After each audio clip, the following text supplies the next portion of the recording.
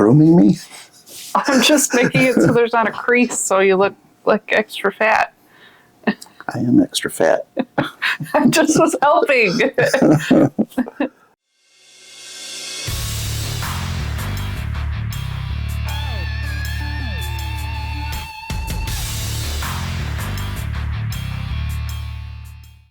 Hi friends, I'm Laura, this is Troy, we're Baker Drinks, and we've got 10 whiskey brands that we used to love, we used to hunt for, that now, for whatever reason, we're not hunting for anymore. And some of them we still love. We still drink most of these. Well, we drink all of them, Okay. but things change, mostly price. First on the list, we've got the brand Redbreast. This is Irish whiskey. It's delicious. It's one of the brands that people recommend for anyone getting into Irish whiskey. It's just, we're getting priced out. Yeah, I mean, these bottles used to come in between $80 and $100, and now you're looking at $150, $160, plus the Washington state hell tax. It's just gotten ridiculous. We can't afford it anymore. Next, we have Barrel Bourbon by the batch. It's great whiskey. It really is. It's just gotten to the point where they're coming out and the price is going up, and I can't justify that. Next, we've got the Bardstown Discovery series. We like these, but we're no longer hunting them. Yeah, we've got like 4 or 5 of them on the shelf. They're all about 3 fingers down from the top. We don't drink it often enough to justify the increasing cost. They're up to $150, plus they have to be shipped to us, which adds another $15, $20 onto it. You know, if these older bottles, the 6 and 7 were below halfway, I'd say we drank it quite a bit. It might justify getting the new ones. But since we don't drink what we have, I can't see spending $150 plus shipping. Mm-hmm. Next, we've got Booker's. I used to be hunting for these every batch, and I'd be so excited when we get them, and now we see them, and we just leave it on the shelf. Yeah, so Booker's is that nutty Jim Beam profile that Laura absolutely loves. And I got to admit, I really like the Booker's too. It's just that the batches have been so inconsistent lately. You know, you spend a lot of money on a whiskey and you get it home and it's a dud. It makes you question whether you want to do it again. You spend a lot of money on a whiskey and you get it home 3 times in a row and it was 3 duds in a row. I'm out on it. The Old Forester single barrel strength. We have quite a few of these. We were hunting them hard. Every time we saw one, we were getting it until. Yeah, it's phenomenal whiskey. We have no complaints about these. They're even priced right. They're still coming in at $85, $90 around us out the door. I see them all the time and I leave them sitting on the shelf. We found the black label, the 100 proofer. And it's so much better.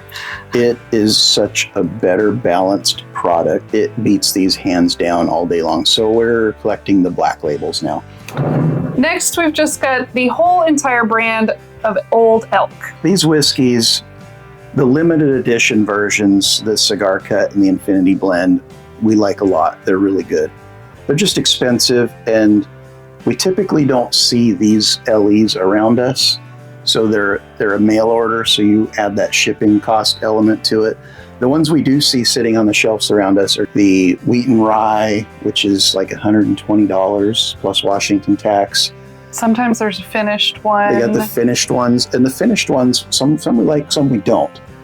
But they're like $160 or something. Yeah, just ridiculously priced, and you don't want to take a chance on that much money getting one that you're not going to like. So I think we're just kind of done collecting these. Next, we've got Blue Run. Blue Run is showing up in our area in limited quantities. Now, I'll say the Blue Run Rye, the Emerald Rye specifically, is probably one that we will replace when it empties, but we got a ways to go. The Blue Run Bourbons, I'm out completely. Non-age stated, super expensive. They're all coming in like $80, $90, $100 plus. Most of them are low proof. And for no transparency on these bottles and that premium price tag, I just think I'm done on the brand. Yeah, I think you're paying for the bottle. The bottle, beautiful. They did a great job on that. I just don't think the price and the whiskey inside match. Next, we've got Nulu. We actually have quite a few picks that we very much enjoy. Like 10. But around us in the stores, We pretty much just have like toasted or just straight rye or straight bourbon or toasted bourbon, or double toasted. They're all the same. It's expensive whiskey. These are like $100 a bottle. When it's a pick, it's got a shipping cost to it. Now, if it's a pick from somebody that we're friends with, I could see us buying their pick and supporting them. Most likely, yeah. But just to chase down Nulu to have all the flavors and all the finishes, I just can't justify it anymore. This probably kills Troy, but we've got Joseph Magnus Cigar Blend. Yeah, I mean, we hunted a long time for our first one. And then got the second like a week later. And since then, I've probably passed on 5 or 6 of these. They're great whiskey. I hear the recent batches aren't as good as the older ones. I wouldn't know. We never had any of the older ones. We just have these 2 here that are like in the mid 130 batch range. We like them a lot. They're expensive. At some point you just got to stop, right? $175 plus tax for a whiskey. If you get it at MSRP. Yeah. Which we live in Washington. It's a wild, wild west. Probably aren't going to find it at a good price. I just can't justify spending that much money on these whiskeys that we don't drink that often. It's because it's expensive. We don't want it to run out. I don't want to feel guilty about drinking a whiskey because I paid too much for it. Exactly. So we're out on these ones.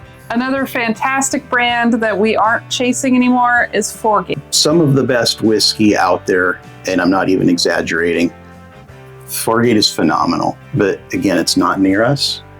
We have to order it online. They're $200 plus per bottle, plus that shipping cost. And these ones we've hit a little bit harder, but we've shared a lot of these because it's such a special pour. It's just one of those things that has priced us out of the market, and whiskey we love. Yep.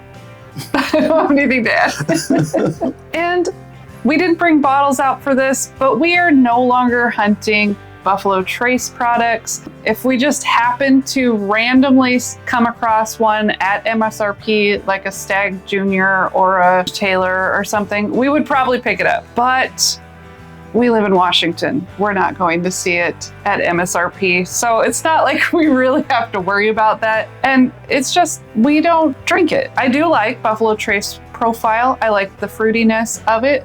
We just never reach for it. And there's no reason to have backups upon backups of bottles. So we just don't have for it. I'm not going to go stand in line for them. I'm not going to overpay for them.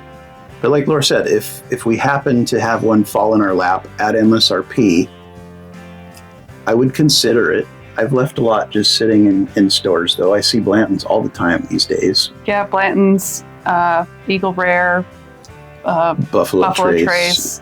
All of the basic stuff. It's everywhere these days, and I don't need any more of it. We've got enough. I'm just chasing different things these days. Stuff that's more in that $50, $60 range and readily available. And mostly picks. Mm-hmm. We like to support other people, and picks are interesting. Love. Always looking for something interesting. So let us know what you think of our list, and if there's anything that you used to chase that you don't chase anymore. We love hearing about it from other people. Thanks for watching. Cheers. Have a great day.